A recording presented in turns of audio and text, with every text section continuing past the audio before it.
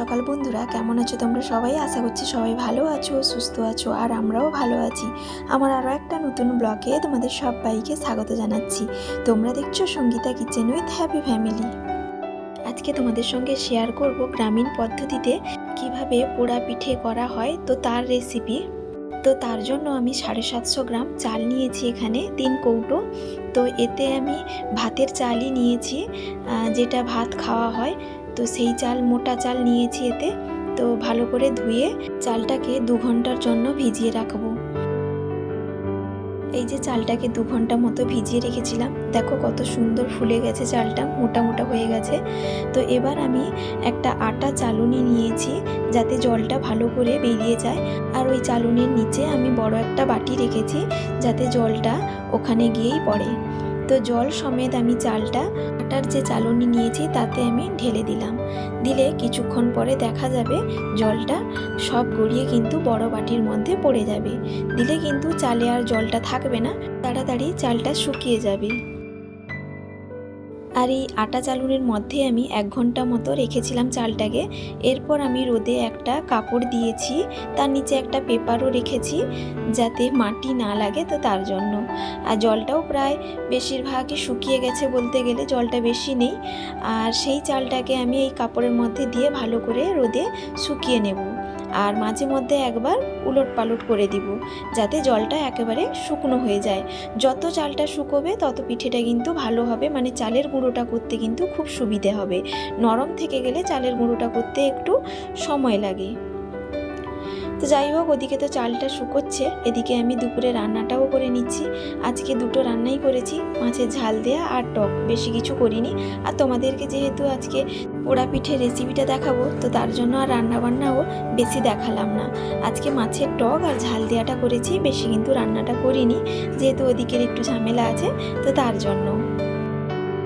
তো ওদিকে সব রান্নাবান্না গুছিয়ে চলে এলাম কলা পাতা নিব বলে।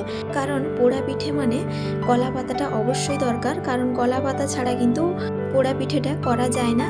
তো তার জন্য আমি 3-4টে কলা পাতা নেওয়ার জন্য চলে এসেছি বাড়ির পেছনের দিকে। আর এদিকে যে পাকার ঘরটা দেখতে পাচ্ছ, এটা আমার শেষদির ঘরে হচ্ছে। আর এই যে সবজি চাষ হয়েছে, এটা কিন্তু আমাদের শেষদির বাড়ির। আর ওইদিকে পেছনে একটা পাকার বাড়ি দেখতে পাচ্ছ, ওটা আমাদের বাড়ি।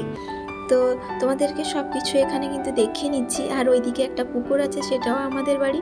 আর এই যে সবজি চাষ হয়েছে আমার শেষদির বাড়িতে, তো ওদের বাড়িতে প্রায় সবজি চাষ কম বেশি লেগে থাকে। আর এই যে বাড়িটা দেখতে পাচ্ছ, শেষদির বাড়ি। আর সামনের দিকেও একটু বাড়ানো হয়েছে। আর এই যে কলা পাতাগুলো এখান থেকেই তুলবো, দেখে নেব ভালো যেগুলো ফেটে গেছে সেগুলো কিন্তু পিঠে ভালো হবে না। আর তার জন্যই কিন্তু আমি ভালো দেখে কলা পাতাগুলো নেব।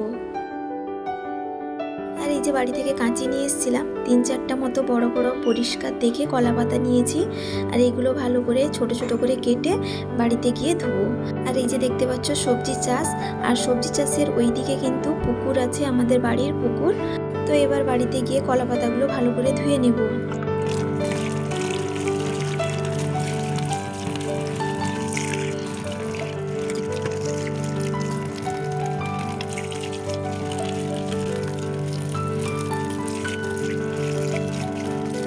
তো কলা পাতাগুলো পরিষ্কার জল দিয়ে ভালো করে ধুয়ে এনেছি।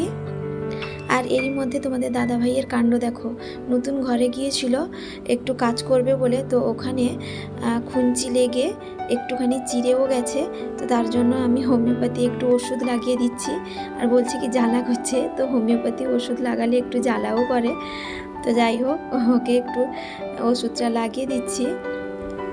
আর এই যে রোদে যে চালটা দিয়েছিলাম ভালো করে ঝরঝরে করে শুকিয়ে নিয়েছি, একটুও জল নেই, দেখতেই পাচ্ছ।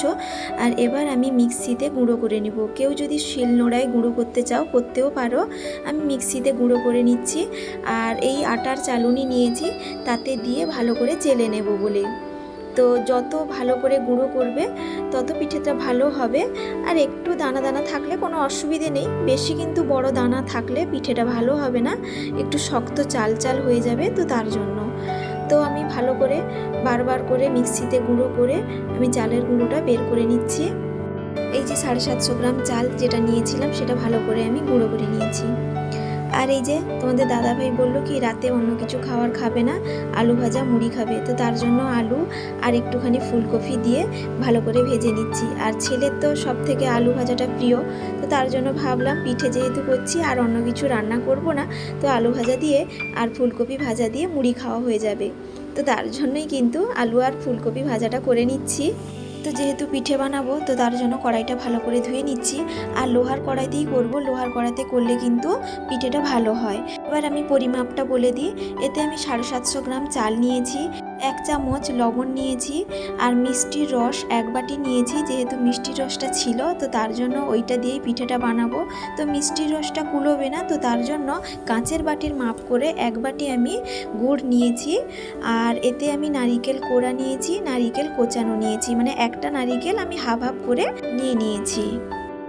তারপর আমি যে কলা পাতাটা নিয়ে এসেছিলাম কেটে, তো ধুয়ে রেখেছিলাম, জল তো শুকিয়ে গেছিলো, কিন্তু কলা পাতাগুলো আমি উনানে ভালো করে সেঁকে নিয়েছি যাতে কলা পাতাগুলো ফেটে না যায়, তো তার জন্য। তো এবার আমি কড়াইয়ের মধ্যে মিষ্টির রসটা প্রথমে দিয়ে দিচ্ছি। আর এই মিষ্টির রসে তো পিঠেটা ভালো করে হবে না, তো তার জন্য এতে কিন্তু আমাকে জল দিতে হবে আরও বেশি করে। তো 1 বাটি মিষ্টির রস দিয়েছি, 2 বাটি আমি জল দিলাম। আর কাঁচের বাটিতে যে গুড়টা রেখেছিলাম সেটাও দিয়ে দিলাম, দিয়ে ভালো করে আমি ফুটিয়ে নিব রসটা। তো এই যে কিছুক্ষণ ফোটানোর পরে একটু লালচে ধরনের হয়ে এসছে রসটা। তো এর মধ্যে আমি 1 চামচ যে লবণ রেখেছিলাম সেটা দিয়ে দিলাম। তো তারপর আমি পুরনো নারিকেল, কোচানো নারিকেল দুটো দিয়ে ভালো করে নেড়ে চেড়ে নিলাম। তারপর আমি 750 গ্রাম যে চালের গুঁড়ো করে রেখেছিলাম সেটাও দিয়ে দিলাম, দিয়ে ভালো করে আমি নাড়তে থাকবো। আর তোমরা হয়তো দেখে ভাবছো যে পোড়া পিঠে হবে, এটা কীরকম ধরনের পোড়া পিঠে যে এত নরম হয়ে গেছে। কোনো কিছু অসুবিধে হবে না, কিছুক্ষণ নাড়াচাড়া করার পরে দেখবে শক্ত হয়ে যাবে, যেরকম সুজি রান্না করা হয় তো সেই রকমই প্রায় হয়ে যাচ্ছে। দেখতেই পাচ্ছ একটু শক্ত শক্ত হয়ে আসছে। তো কিছুক্ষণ অল্প জ্বালন দিয়ে নাড়াচাড়া দিলে কিন্তু জলটা শুকিয়ে আসবে। আর একটু জলটা বেশি করে দিলে পিঠেটা ভালো হয়। পিঠের মধ্যে কোনো শক্ত চালা থাকে না, মানে চালের গুঁড়ো যেটা থেকে যায় অনেকে দেখেছি, তো সেটা থাকে না। এরকম রান্না করলে কিন্তু পিঠেটা ভালো হয়। একটু জল বেশি করে দিলে চালের মধ্যে মিষ্টি, লবণ সব কিছুই কিন্তু ভালোভাবে ঢুকে যায়। তো এবার বলি দ্বিতীয়বার পিঠে করে এত প্রশংসা পেয়েছি কেন। তো এই পোড়া পিঠেটা আমি আমার শ্বশুরবাড়িতে সেভাবে কোনো দিন করিনি। তো রিসেন্ট এই শীতের সময় আমি একবার 500 চালের করেছিলাম ভয়ে ভয়ে।